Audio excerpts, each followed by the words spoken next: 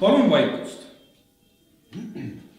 Nendes dokumentides on lahendus sellele probleemile, mis meie Eesti elu nii-öelda seestpoolt juba mitu aastat on pinge all hoidnud. Nii palju piike on murtud, aga siin on kõik selge nagu allikavesi.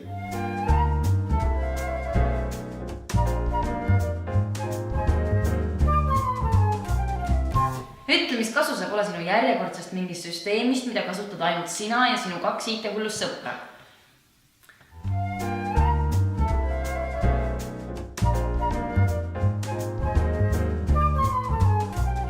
Muuseas, kus on teie süsteemis see koht, kus kodanik esitab avalduse toetuse saamiseks? Tead, milleks avaldus? Milleks ajakulu? Milleks 2 inimese ajakulu? Milleks peab kodanik kirjutama ja ametnik lugema? No kõik andmed on ju olemas.